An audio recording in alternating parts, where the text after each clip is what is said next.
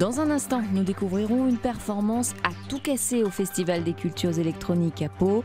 Nous nous intéresserons aux bienfaits du sport considéré depuis cette année comme une activité thérapeutique. Il est désormais prescrit sur ordonnance. Mais tout d'abord, ils sont morts dans la plus grande solitude. À Lyon, une cérémonie a été organisée pour rendre hommage à ces SDF, personnes âgées sans famille ou réfugiés décédés dans la rue ou dans un foyer. Une cérémonie pour combattre l'indifférence.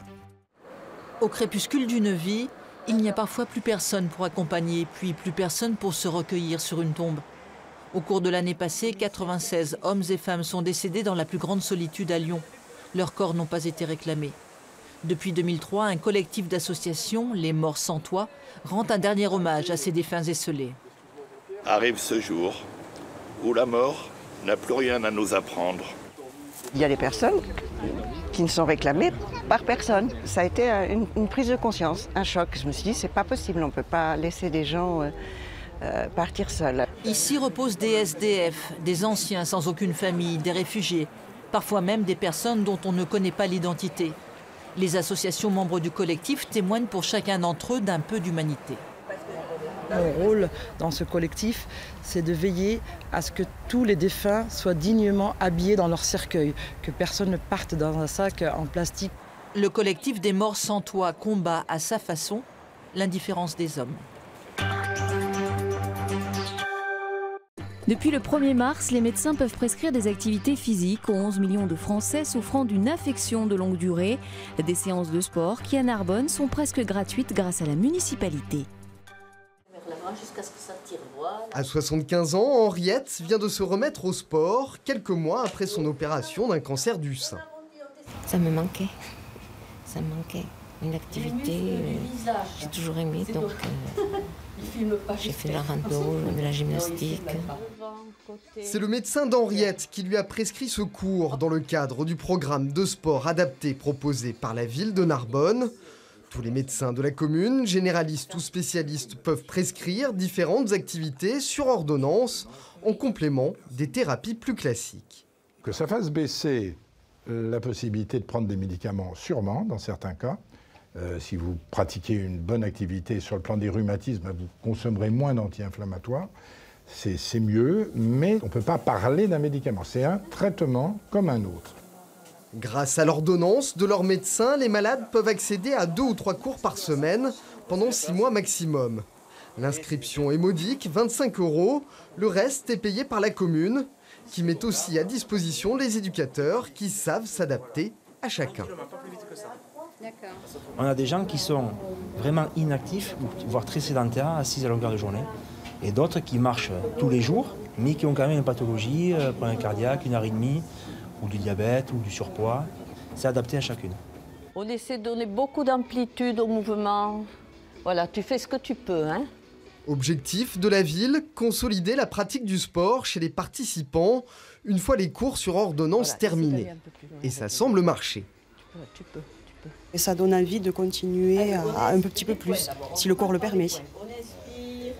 Mais il donne plus de résultats que je ne le pensais, le cours, donc ça va. Depuis janvier dernier et sa mise en place, 150 personnes ont profité de ce dispositif sur Narbonne. À Millau, le centre de sauvegarde de la faune sauvage est menacé de fermeture. Créé il y a 30 ans, ce refuge qui recueille et soigne chaque année plusieurs centaines d'animaux blessés grâce à ses bénévoles lance un appel aux collectivités pour recruter un salarié, la seule solution pour continuer à faire fonctionner cette institution locale. Voici un tout jeune percnoptère d'Égypte, recueilli ici il y a une dizaine de jours. Dans ce centre de Millau, ils sont environ 450 animaux sauvages à trouver refuge chaque année avant d'être relâchés le temps d'une convalescence. Pour ce grand-duc, classé parmi les plus gros rapaces nocturnes de France, séance de soins sur mesure. Le fait qu'il y ait un petit problème au bout de cette aile laisserait à penser a priori qu'il peut y avoir eu un problème d'électrisation. Ce qu'il y a de sûr, c'est que pour le moment, il mange, il se nourrit, donc on va traiter son aile et puis on va voir un petit peu comment ça évolue dans les prochains jours. On va le reposer. Ici, à première vue, les petites mains ne manquent pas pour les missions quotidiennes. Pourtant, dans les volières ou au bureau, le compte est vite fait, 0 salarié. Personnellement, je suis retraité bénévole à 100%, mais en fait, il nous faut un salarié. Ça, il n'y a pas 36 solutions. Depuis 30 ans, ce sont donc des bonnes âmes qui font vivre l'association, n'en déplaise aux responsables qui relancent son appel à l'aide aux collectivités, leur rappelant leurs responsabilités. Si on prend par exemple le code rural, il dit que les maires sont, ou les présidents de communautés de communes sont responsables des animaux errants. Alors, bizarrement, pour eux, les animaux errants, ce sont les chats et les chiens. Non, non, le code rural, il est très clair. Ce sont les animaux errants. Ça peut être un vautour, ça peut être un sanglier, ça peut être un renard, mais c'est toujours un animal errant.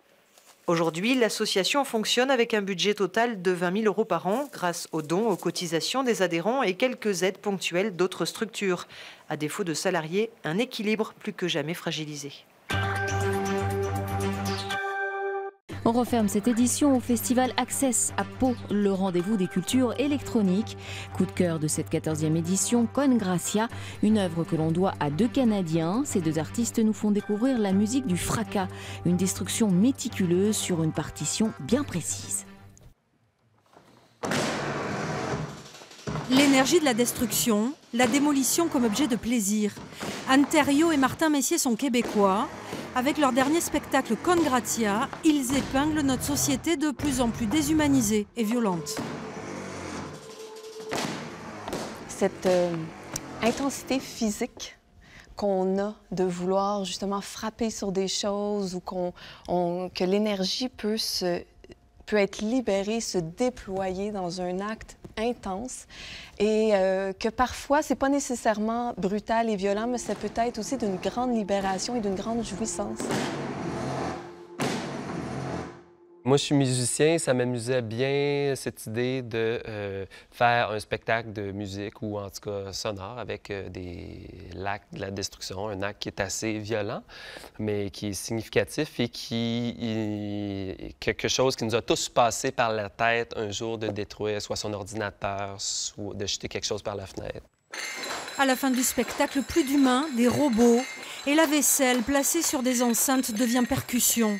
Con Gracia ouvre le festival Access. Le rendez-vous des cultures électroniques se penche cette année sur les machines sensibles. On nous dit que l'avenir serait que les robots soient conscients, qu'ils soient intelligents et qu'ils aient des qualités proprement humaines. Donc nous, on a décidé de renverser la chose et de voir un peu finalement comment nous projetons notre sensibilité sur les robots. Con Gracia, c'est ce soir à l'Espace Pluriel de Pau.